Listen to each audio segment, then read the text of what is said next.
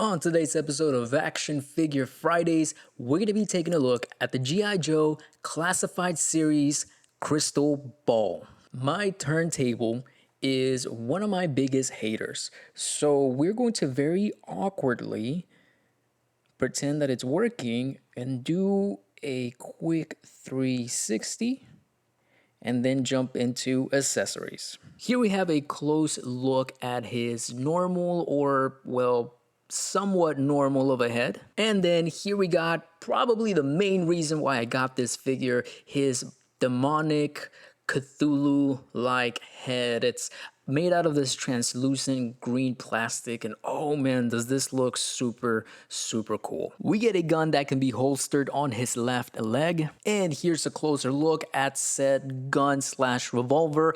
I think that the gold coil on the barrel is a snake, but I think it is. It might just be some random coil. Let me know if there's something specific there. Again, I'm pretty sure that's a snake, but I could be wrong. We get an open left hand that has a hinge on the sides, allowing you to move side to side. And we get a left weapon holding hand, same situation, hinged on the side, allowing you to move obviously side to side. The hinge on the right hand is also the same. Crystal Ball also comes with a crystal ball made out of this nice green translucent plastic, and then the actual crystal ball itself, it's of a clear plastic. There is a little green skull inside there. I don't know how well that's showing on camera.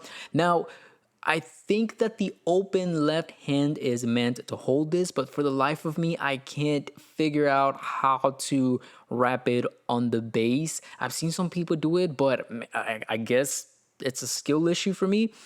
But anyways, you get a crystal ball with crystal ball. He does come with a green translucent plastic sword with these little green flame effects towards the middle, which is pretty cool. There is no storage for this, but again, cool nonetheless. He comes with a shield or this optic illusion device. I don't know the official name for this.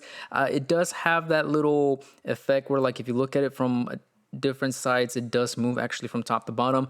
It's really nice. It's got this little kind of like 8-bit sort of motion going to it, which is really nice. Turning it around, we have a handle on the shield and then a clip, but the clip is split in the middle. That way you don't have to worry about it breaking, which is the proper way to do shields. Marvel Legends should really pay attention to this right here, because that stupid clip that they have going on is no good in any way, shape, or form. And then if we turn this, again, we're going to call this a shield for this segment. There is this little skull with a snake, little effect piece that you can just kind of plug here, as so. And then you have this going on. So, you get options, which is really cool. I'm probably going to keep this as like this, but oh, there we go. Now it's properly clipped. I'm going to keep it like this, but you do have options if you choose to. For articulation, we are going to start with the upper body.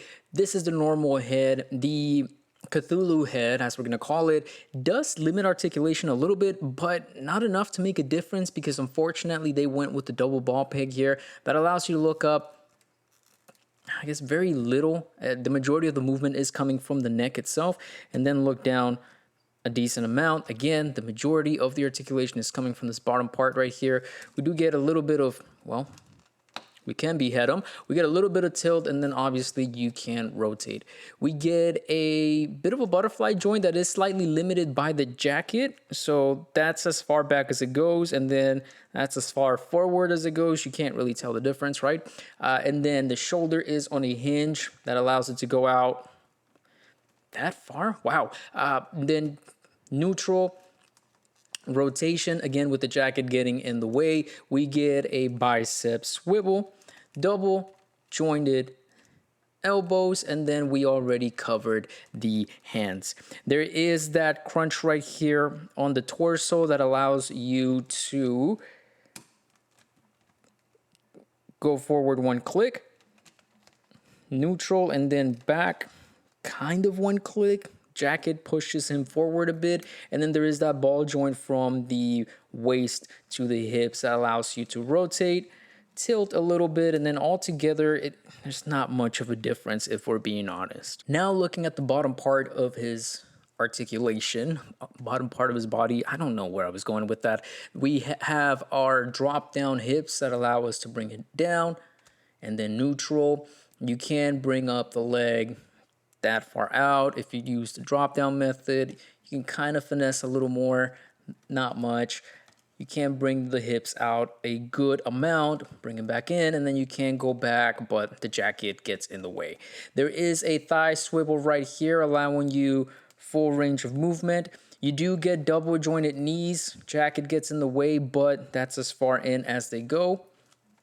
You do get a boot swivel. In most cases, I would complain about this joint right here because I think it's stupid, but G.I. Joe does a fairly good job at hiding it in their figures to the point that it doesn't break the sculpt, so I don't really mind it. There is a hinge and peg combo here at the feet that allow you to bring the foot all the way down, up a fairly decent amount, and then of course you can rotate right there. In case you were wondering, you can remove the jacket. All you have to do is swivel his arms back and then just slide it off. This is what he looks like without it. And then just kind of going back on the articulation segment, you can actually get a good range of motion here at the shoulder, but you have to wedge in the armor piece into his chest cavity, if that makes sense.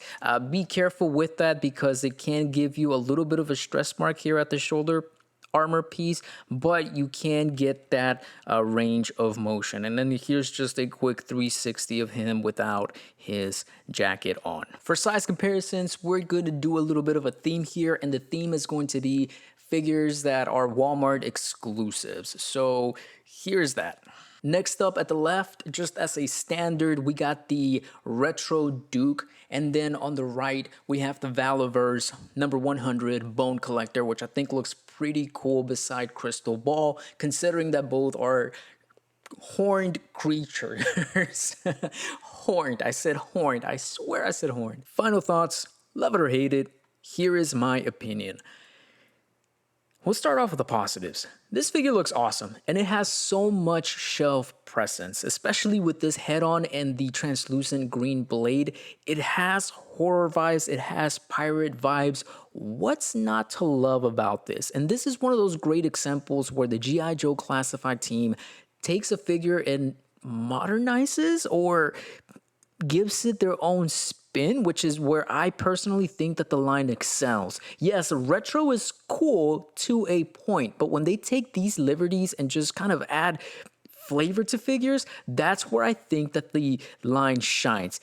It's unfortunate, however, that this is a Walmart exclusive. And like many others, for no reason at all whatsoever, Walmart decided to cancel my pre-order that I put in on day one, only for me to catch it on a restock at like 3 in the morning when I got up to use the restroom, and apparently it was in stock, so I got it. It's a shame. We have to stop with the Walmart exclusives, or we have to stop giving retailers cool exclusives. It sucks because both Target and Walmart suck. There's no other way to put it. Target at least has had the, what is it? Python Patrol and the Tiger Force repaints, which I'll be honest, I only have like one figure out of that line, and that's fine. But when you give good exclusives to a retailer and they suck at actually keeping them in stock or fulfilling orders, I feel like it hurts the line and it hurts collectors who really want these awesome pieces and they can't get a hold of them for crap reasons. Now, as far as flaws for the actual figure itself, I kind of already listed them, but I don't like the fact that I can't get this on his hand. I don't know what I'm doing wrong. I don't know if I should blame the figure or I should blame myself in this case. Let me know if you can post this on his hand, because maybe I just suck at it, and that's perfectly fine. The other issues that I have is, of course, the neck and head articulation. We need to go back to the ball peg at the neck and then hinge and ball peg for the head. There's no better way to go about this. Well, I don't like this thing that we got going on and this thing that Hasbro refuses to leave behind.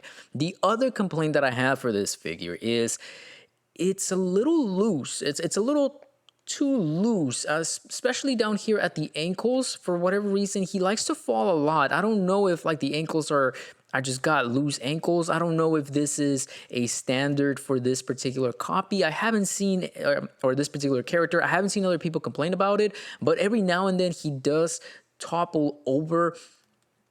I don't think that it's a me problem. I don't think that it's a major problem for me to make fun of him like I did with, the Marvel Legends Black Cat, but I still wanted to point it out. I think they also could have done a better job at the shoulder articulation. They did give him a little gap at the armor piece right here at the shoulder so that he can go in and out. But the armor going inside of the chest cavity is weird. It looks weird, and I feel like we could have done something better. Maybe instead of gluing the armor pieces to his shoulders, we could have done some straps. That way they could have floated over, the shoulder piece and the little trap area whenever you move it up.